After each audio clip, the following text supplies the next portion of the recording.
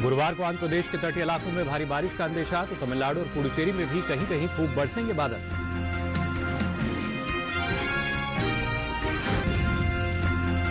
दो दिन केरल में इक्का दुक्का जगह तेज हवाएं चलने का अनुमान, तो शुक्रवार को दक्षिण कर्नाटक के भीतरी इलाकों में भी चल सकती हैं तेज हवाएं।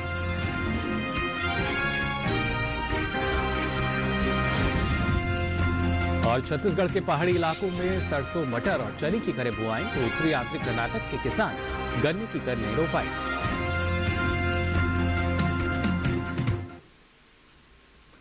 नमस्कार, आप देख रहे हैं दूरदर्शन किसान। मौसम खबर में आप सभी का स्वागत। मैं हूं मुकुल शर्मा। मौसम खबर में आपको बताएंगे आने वाले दिनों में कहां कहां होगी बारिश, कहां रहेगा मौसम साफ और कहां चल सकती हैं तेज हवाएं। साथ ही ऐसे मौसम में तापमान की चाल कैसी रहेगी और मौसम को ध्यान में रखते हुए किसानों के लिए क्या है विशेषज्ञों की सलाह। लेकिन आइए सबसे पहले बात करते हैं मौसम की खास खबरों की। क्या कुछ खास रहेगा मौसम में, आइए जानते हैं। गुरुवार को तमिलनाडु और पुडुचेरी में कहीं कहीं खूब बादल बरसने की संभावना जताई गई है। गुरुवार को तमिलनाडु के तटीय इलाकों में तेज हवाएं चलने का भी अनुमान है। इन हवाओं की रफ्तार 40 से 50 किलोमीटर प्रति घंटे की रह सकती है। तेज हवाओं की वजह से मौसम विभाग ने मछुआरों को समुद्र में न जाने की सलाह जारी की है। गुरुवार को आंध्र प्रदेश के तटीय इलाकों में भी भारी बारिश का अंदेशा है। दो दिन आंध्र प्रदेश के तटीय इलाकों में बिजली चमकने के साथ ही तेज हवाएं चलने की भी संभावना है। रायलसीमा की अगर बात करें तो गुरुवार को यहां पर कहीं कहीं तेज हवाएं चलने के आसार हैं। दो दिन केरल में भी इक्का दुक्का जगह गरज के साथ तेज हवाएं चल सकती हैं। दक्षिण कर्नाटक के भीतरी इलाकों की अगर बात करें तो शुक्रवार को यहां बिजली चमकने के साथ ही तेज हवाएं चलने की संभावना है। शुक्रवार को जम्मू कश्मीर, लद्दाख, गिलगित बल्तिस्तान और मुजफ्फराबाद में भी कहीं कहीं तेज हवाएं चलने का अनुमान है। और आइए अब नजर डाल लेते हैं बारिश के अनुमान पर, यानी अगले 2 दिन देश के किन किन हिस्सों में बारिश हो सकती है और कहां कहां मौसम साफ रहेगा। आइए जान लेते हैं इस रिपोर्ट में।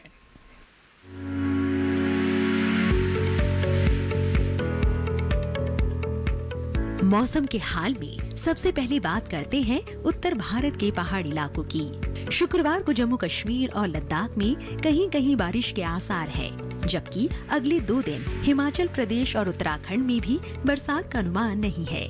वहीं अगले 2 दिन पंजाब, हरियाणा और दिल्ली में बारिश की संभावना नहीं है। साथ ही गुरुवार और शुक्रवार को पूर्वी और पश्चिमी उत्तर प्रदेश में भी वर्षा का अनुमान नहीं है। 2 दिन पूर्वी और पश्चिमी राजस्थान में बरसात के आसार नहीं है। अगले 2 दिन पूर्वी भारत के गांगे पश्चिम बंगाल में बारिश का अनुमान नहीं है। गुरुवार और शुक्रवार को उप हिमालय पश्चिम बंगाल और सिक्किम में बारिश की संभावना नहीं है। वहीं गुरुवार और शुक्रवार को अरुणाचल प्रदेश में बरसात का अनुमान नहीं है। साथ ही अगले 2 दिन असम और मेघालय में भी बरसात के आसार नहीं दिख रहे हैं। गुरुवार और शुक्रवार को नागालैंड, मणिपुर, मिजोरम और त्रिपुरा में भी बारिश नहीं होगी। वहीं अगले 2 दिन बिहार और झारखंड में भी बरसात की संभावना नहीं है, जबकि गुरुवार को ओडिशा में इक्का दुक्का जगह बरसात होने का अंदेशा है। अगर मध्य भारत की बात करें तो गुरुवार और शुक्रवार को पूर्वी और पश्चिमी मध्य प्रदेश में बारिश की संभावना नहीं है। साथ ही अगले 2 दिन छत्तीसगढ़ में भी बरसात के आसार नहीं है। वहीं गुरुवार और शुक्रवार को मध्य महाराष्ट्र में बारिश की संभावना नहीं है। साथ ही अगले 2 दिन कोंकण, गोवा में भी बारिश नहीं होगी। दक्षिण भारत की बात करें तो गुरुवार को तटीय आंध्र प्रदेश में कई जगह बरसात का अनुमान है। साथ ही गुरुवार और शुक्रवार को रायलसीमा में कुछ जगह बरसात के आसार बने हुए हैं। 2 दिन तमिलनाडु और पुडुचेरी में कई जगह बारिश की संभावना बनी हुई है। वहीं गुरुवार और शुक्रवार को कर्नाटक के तटीय इलाकों में कहीं कहीं बरसात के आसार हैं। साथ ही गुरुवार को दक्षिणी कर्नाटक के भीतरी इलाकों में इक्का दुक्का जगह बारिश का अंदेशा है। गुरुवार को केरल में कुछ स्थानों पर बारिश का अनुमान है। वहीं गुरुवार को अंडमान और निकोबार द्वीप समूह के कुछ हिस्सों में बारिश की संभावना बनी हुई है। तो जाना आपने बारिश का हाल और आइए बात करते हैं पिछले 24 घंटों के दौरान देश के किन किन हिस्सों में बारिश दर्ज की गई। सबसे पहले अगर बात की जाए ओडिशा की तो यहाँ पर कहीं कहीं बारिश दर्ज हुई। केरल में भी इक्का दुक्का जगह पर बारिश की स्थिति दर्ज की गई। तमिलनाडु और पुडुचेरी में भी कहीं कहीं बारिश हुई। साथ ही आंध्र प्रदेश के तटीय इलाकों में भी कहीं कहीं बादल बरसे। अंडमान और निकोबार द्वीप समूह में भी कई जगह बारिश दर्ज की गई। और आइए अब बात करते हैं तापमान की स्थिति की। देश के किस हिस्से में सबसे अधिक तापमान रहा, कहां सबसे कम, ये आपको बता देते हैं। लेकिन देश के बाकी हिस्सों की भी अगर बात की जाए, अधिकतम तापमान के खासतौर से बात करें तो केरल में कई जगह अधिकतम तापमान सामान्य के मुकाबले 3 से 5 डिग्री सेल्सियस अधिक दर्ज किया गया। इसके साथ ही नागालैंड, मणिपुर, मिजोरम और त्रिपुरा में भी कई जगह अधिकतम तापमान सामान्य के मुकाबले 1.5 से 3 डिग्री सेल्सियस ऊपर रहा। झारखंड की अगर बात की जाए तो यहाँ भी तापमान 1.5 से 3 डिग्री सेल्सियस ऊपर दर्ज किया गया। इसके अलावा बात करें पंजाब की तो यहाँ पर कई हिस्सों में तापमान सामान्य के मुकाबले 1.5 से 3 डिग्री सेल्सियस ज्यादा रहा। वहीं असम और मेघालय में भी कुछ जगह अधिकतम तापमान सामान्य के मुकाबले 1.5 से 3 डिग्री सेल्सियस अधिक दर्ज किया गया। इसके अलावा कर्नाटक के तटीय इलाकों में कुछ जगह अधिकतम तापमान सामान्य के मुकाबले 1.5 से 3 डिग्री सेल्सियस ऊपर दर्ज हुआ। बात की जाए अगर विदर्भ की तो यहाँ पर कई जगह अधिकतम तापमान सामान्य के मुकाबले 1.5 से 3 डिग्री सेल्सियस नीचे दर्ज किया गया, जबकि हरियाणा और दिल्ली में कुछ जगह तापमान 1.5 से 3 डिग्री सेल्सियस नीचे रहा। खासतौर से अगर बात की जाए सबसे ज्यादा तापमान की तो केरल के कन्नूर में यह तापमान रहा 36.6 डिग्री सेल्सियस। और अधिकतम तापमान के बाद अब आइए बात करते हैं न्यूनतम तापमान की स्थिति की। सबसे पहले बात अगर करें अंडमान और निकोबार द्वीप समूह की तो यहाँ पर कई जगह न्यूनतम तापमान सामान्य के मुकाबले 1.5 से 3 डिग्री सेल्सियस ऊपर यानी अधिक दर्ज किया गया। ओडिशा के कुछ हिस्सों में भी न्यूनतम तापमान सामान्य के मुकाबले 1.5 से 3 डिग्री सेल्सियस अधिक रहा। पश्चिम बंगाल और सिक्किम में कुछ जगह न्यूनतम तापमान सामान्य के मुकाबले 1.5 से 3 डिग्री सेल्सियस अधिक दर्ज किया गया। असम और मेघालय की अगर बात करें तो इक्का दुक्का जगह न्यूनतम तापमान सामान्य के मुकाबले 1.5 से 3 डिग्री सेल्सियस अधिक रहा। जबकि विदर्भ में कुछ जगह न्यूनतम तापमान सामान्य के मुकाबले 5 डिग्री सेल्सियस कम दर्ज किया गया। पूर्वी मध्य प्रदेश में भी कहीं कहीं न्यूनतम तापमान की यही स्थिति नजर आई।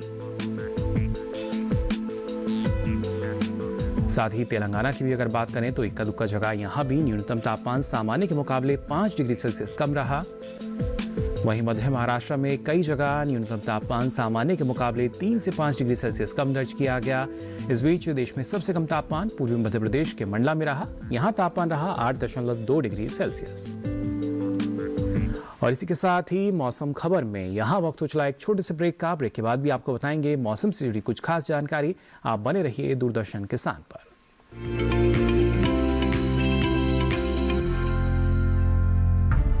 विपदा कोई भी हो, पर किसान है सुरक्षित। AIC है ना। भारत सरकार द्वारा स्थापित फसल बीमा विशेषज्ञ कंपनी। बीमारियों से कैसे बचेगी फसल? मवेशियों की मुश्किलों का क्या है हल? कहां से लाएं बीज, कितनी लगेगी खाद? किसानों के हर फोन का विशेषज्ञ देंगे जवाब। देखिए हेलो किसान लाइव सोमवार से शुक्रवार शाम 6 बजे।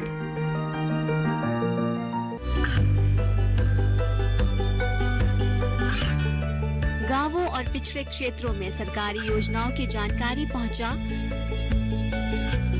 देश में कौशल और क्षमता विकास कर ग्रामीणों को सामाजिक बदलाव और विकास से जोड़ने की दूरदर्शन किसान की पहल चौपाल चर्चा देखें सोमवार से शुक्रवार सुबह 9 बजे।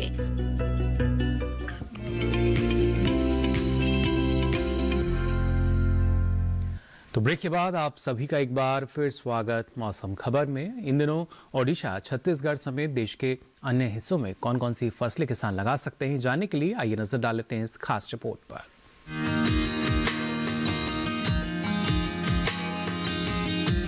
पश्चिमी मध्य ओडिशा में प्याज, तोरई और सूरजमुखी की बुआई के लिए ये समय अनुकूल है। यहाँ के किसान इन दिनों सरसों की बुआई भी कर सकते हैं। इस महीने के अंत तक सरसों की बुआई की जा सकती है। ओडिशा के उत्तरी मध्य पठार इलाके में मटर और तोरई की बुआई का काम करें। ओडिशा के पूर्वी और दक्षिणी पूर्वी तटीय इलाकों में उन्नत किस्म के आलू की रुपाई का काम करें। यहाँ के किसान प्याज की नर्सरी तैयार करने का काम भी कर सकते हैं। छत्तीसगढ़ की बात करें तो यहाँ के मैदानी क्षेत्र में सरसों की बुआई का समय है। छत्तीसगढ़ के मैदानी इलाकों के किसान खरीफ की मूंगफली की खुदाई करें और जुताई के बाद रबी की फसलें बोए। छत्तीसगढ़ के पहाड़ी इलाकों में तोरई, सरसों, मटर, चने और आलू की बुआई की जा सकती है। छत्तीसगढ़ के उत्तरी पहाड़ी क्षेत्र में भी सरसों, चने, मटर, तोरई, आलू, लहसुन आदि रबी की फसलें बोए। छत्तीसगढ़ के पठार इलाके में रबी की मूंग, मसूर और चने की बुआई करें। यहाँ के किसान कुसुम की भी बुआई कर सकते हैं। वहीं छत्तीसगढ़ के पठार इलाके के किसान अरहर की कटाई का काम पूरा करें। अगर कर्नाटक की बात करें तो यहाँ के तटीय इलाकों में धान की कटाई का काम जल्दी पूरा कर ले। तटीय कर्नाटक में मूंग और उड़द की बुआई कर सकते हैं। यहाँ के किसान भिंडी, बैंगन, कद्दू वर्गीय और पत्तीदार सब्जियों की बुआई करें। उत्तरी कर्नाटक के भीतरी हिस्सों में चने और रबी के चारे की बुआई करें। उत्तरी आंतरिक कर्नाटक में सूरजमुखी और कुसुम की बुआई जारी रखें। उत्तरी आंतरिक कर्नाटक में गन्ने की रुपाई भी करते रहें। दक्षिणी आंतरिक कर्नाटक में सोयाबीन, चने, लहसुन, मिर्च और मटर की बुआई करें। दक्षिणी आंतरिक कर्नाटक के किसान गोभी, मूली और गाजर बोए। दक्षिणी कर्नाटक के भीतरी इलाकों में तरबूज की बुआई भी की जा सकती है। और आइए अब मौसम खबर में आगे बढ़ते हैं। आज की फसल में बात करते हैं सरसों की। अभी इसकी बुआई का समय चल रहा है और हमारे देश में बड़े पैमाने पर इसकी खेती की जाती है, लेकिन अच्छी पैदावार के लिए कदम कदम पर एहतियात बरतना बेहद ज़रूरी है। बीजों का चुनाव करते समय इस बात का ख्याल रखें कि जो किस्म आप खरीद रहे हैं वो आपके इलाके की जलवायु के हिसाब से सही हो, यानी अच्छी उपज आपको मिल सके। और किन बातों का आपको ख्याल रखना होगा ये जान लेते हैं इस रिपोर्ट में।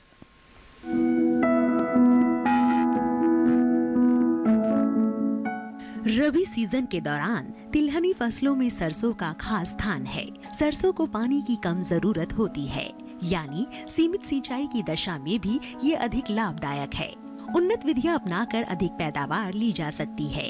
बुआई के समय 25 से 30 डिग्री तापमान उपयुक्त रहता है। इसके लिए दोमट मिट्टी सबसे उपयुक्त मानी जाती है।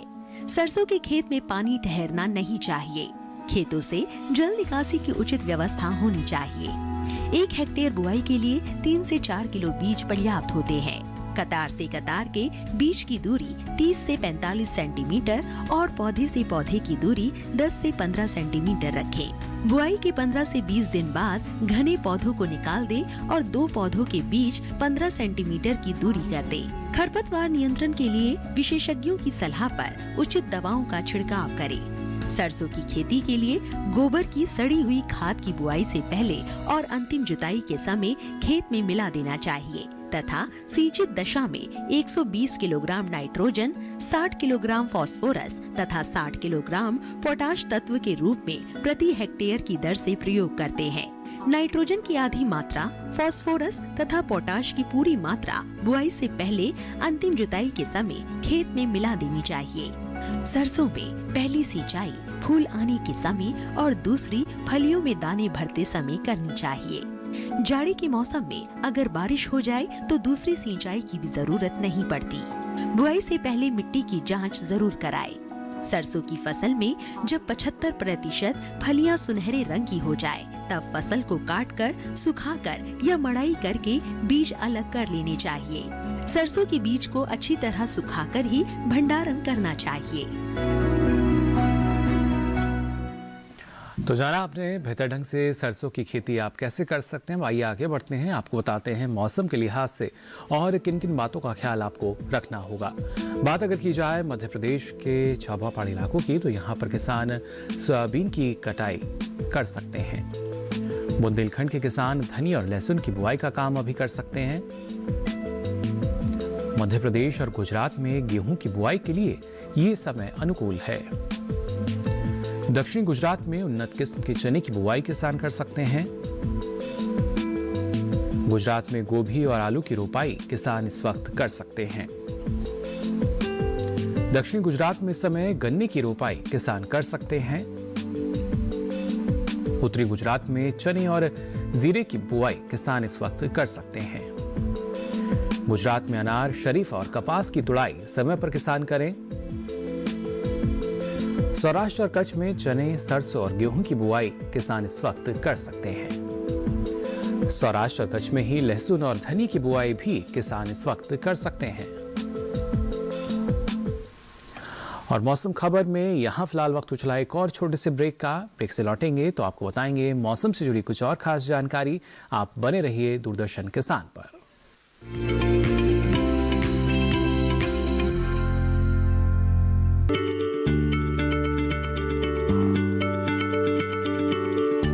क्या आप किसी बीमारी से परेशान हैं?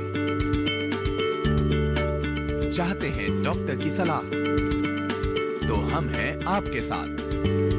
बताएंगे आपको जीने की राह। समस्याएं आपकी, समाधान देश के मशहूर विशेषज्ञों के। घर बैठे बात करें देश के जाने माने डॉक्टरों से। हमारे लाइव प्रोग्राम स्वस्थ किसान में हर शनिवार शाम 6 बजे से 7 बजे तक। ये कामयाबी है अन्नदाता की। ये कहानी है खेत और खलिहानों की। कैसे करें अपने पशुओं की देखभाल, जानिए गांव-गांव के किसानों का हाल। देखिए गांव किसान सोमवार से शुक्रवार दोपहर 12 बजे सिर्फ डीडी किसान पर।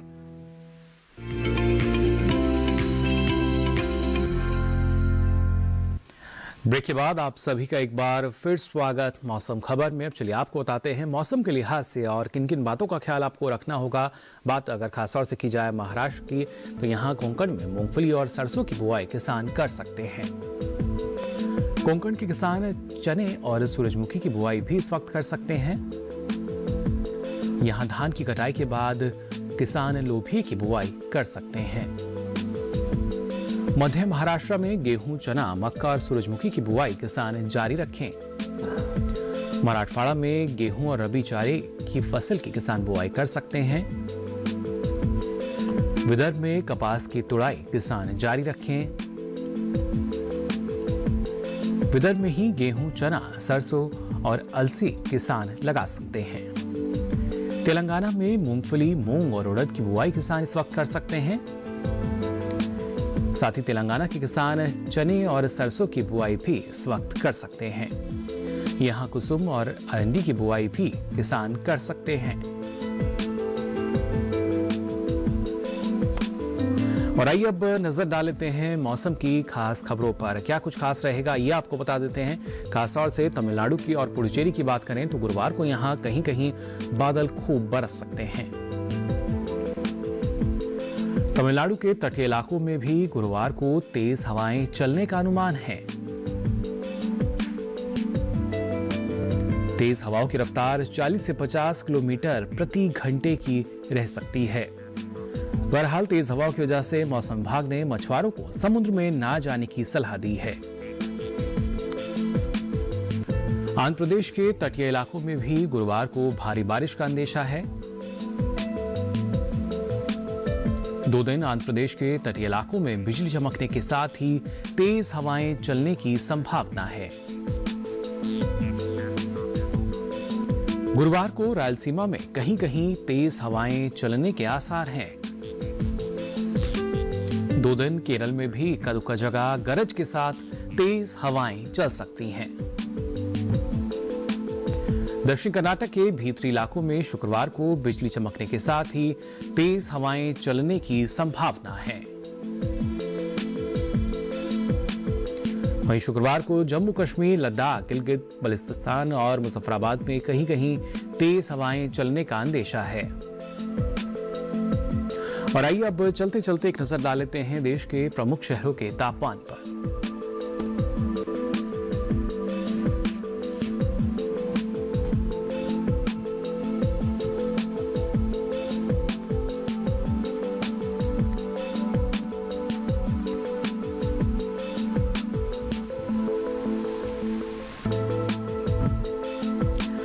तो फिलहाल के लिए इस बुलेटिन में बस इतना ही। मौसम की ताज़ा जानकारी और कृषि सलाह के साथ फिर होंगे हाजिर। तब तक के लिए दीजिए इजाजत। नमस्कार।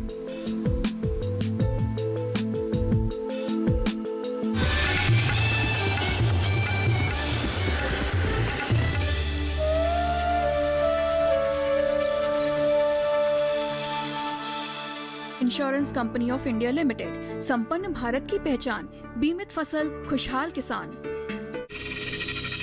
आपकी जीवन शैली को टटोलता एक कार्यक्रम जहां हर दर्द के हमदर्द होते हैं हम। जीवन को एक नए अंदाज से जोड़ता एक ज्ञानवर्धक कार्यक्रम। दीपावली की खुशियां और आपातकालीन चिकित्सा। कैसे हैं आप? रविवार सुबह 10 बजे डीडी किसान पर। ये कामयाबी है अन्नदाता की, ये कहानी है खेत और खलिहानों की। कैसे करें अपने पशुओं की देखभाल, जानिए गांव-गांव के किसानों का हाल।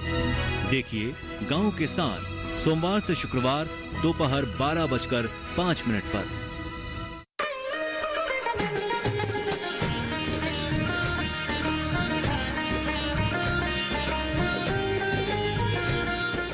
क्या आप जानते हैं ज़्यादा मिठाइयाँ आपकी सेहत की दुश्मन हो सकती हैं, क्योंकि आपका अच्छा स्वास्थ्य आपके पाचन तंत्र की ही देन है।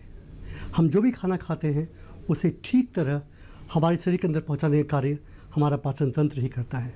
अगर त्योहारों पे आप ज़्यादा मिठाइयाँ खाते हैं या अल्कोहल ज़्यादा लेते हैं या फिर स्मोकिंग करते हैं, उससे आपका स्वास्थ्य बिगड़ सकता है। स्वस्थ रखकर कैसे मनाएं हैप्पी दिवाली, मैं बताऊंगा आपको केवल दूरदर्शन किसान चैनल पर। स्वस्थ किसान शनिवार शाम 6 से 7 बजे। आपने महिला किसान के बारे में जो सुझाव दिए हैं उसकी प्रशंसा कृषि मंत्री ने ही नहीं विशेषज्ञों ने भी की है। हाँ सिनूरी देवी, महिला किसानी में तुम्हारा नाम का हो गया, तुम तो आसमान में उड़ने लगी हो। सिनूरी देवी को बेस्ट महिला किसान का अवार्ड दिया जाएगा। ये आपका है। किसानी की प्रेरणा तो हमें आपसे ही मिली है। तुम अवार्ड लेने नहीं जाओगी।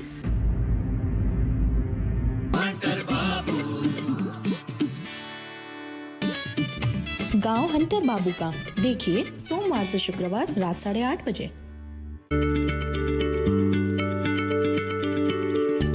क्या आप किसी बीमारी से परेशान हैं? चाहते हैं डॉक्टर की सलाह? तो हम हैं आपके साथ। बताएंगे आपको जीने की राह। समस्याएं आपकी, समाधान देश के मशहूर विशेषज्ञों के। घर बैठे बात करें देश के जाने माने डॉक्टरों से। हमारे लाइव प्रोग्राम स्वस्थ किसान में हर शनिवार शाम 6 बजे से 7 बजे तक।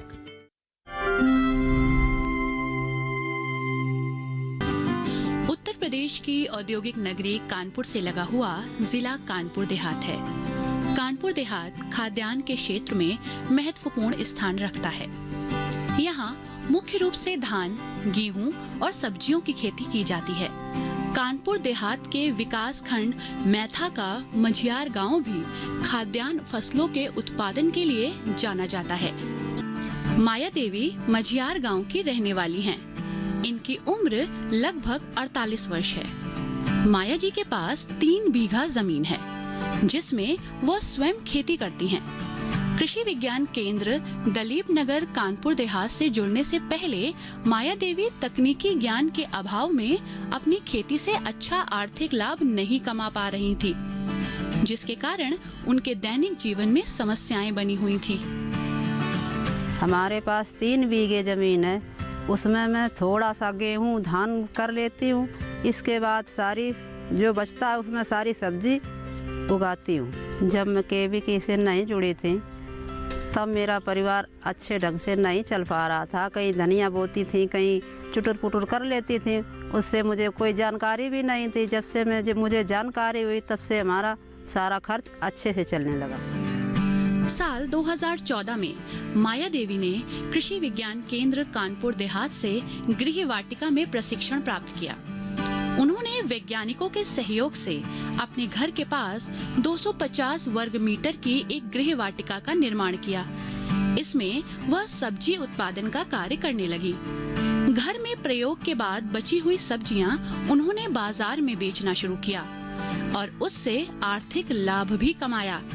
सब्जी उत्पादन में आर्थिक लाभ को देखते हुए उन्होंने अपनी खेती योग्य जमीन पर भी सब्जी उत्पादन शुरू किया और इस कार्य में उन्होंने कृषि विज्ञान केंद्र के वैज्ञानिकों से तकनीकी सलाह ली।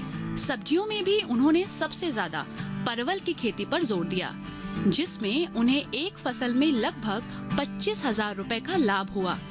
इसी प्रकार उन्होंने प्याज की खेती पर भी जोर दिया और लगभग 8,000 का लाभ कमाया। इसके अलावा माया देवी मौसमी सब्जियों का उत्पादन कर अपनी आर्थिक स्थिति को बेहतर बना रही हैं। सबसे पहले मैंने गृह वाटिका एक बनाई, एक बिस्वे में। उसमें मैंने गाजर, मूली, पालक, सरगम, चुकंदर यानी सारी चीज़ अपनी सब्जी उपलब्ध की। उससे भी मुझे बहुत अच्छा प्रॉफिट हुआ। उससे मैं अपना सारा खर्च चलाती हूँ। हमारा बहुत अच्छे से परिवार चल रहा है। माया देवी न सिर्फ सब्जी उत्पादन का कार्य कर रही हैं, बल्कि पशुपालन के क्षेत्र में भी आगे बढ़ रही हैं। दुग्ध उत्पादन से माया देवी लगभग 10,000 रुपए सालाना कमा रही हैं।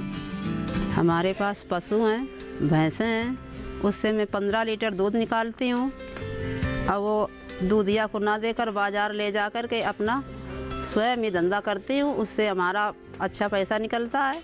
उसी से अपना सारा परिवार का खर्च चलाती हूँ। माया देवी ने कृषि विज्ञान केंद्र दलीप नगर के तकनीकी सहयोग से सर्दी के मौसम में मशरूम उत्पादन का भी काम शुरू किया है। सब्जी और पशुपालन से हमने अपने बच्चों को पढ़ाया लिखाया, सब्जी का धंधा किया और हमने अपने बच्चे और बच्चियों की शादी की और अपना घर भी बनवा लिया। इस तरीके से अपना हम परिवार में कल कुशल से रह रहे हैं। माया देवी के पति सुखराम भी उनका खेती और पशुपालन कार्यों में सहयोग कर रहे हैं। माया देवी अपने परिवार के साथ खुशहाल जीवन बिता रही हैं। गांव में उनका मान सम्मान भी बढ़ा है।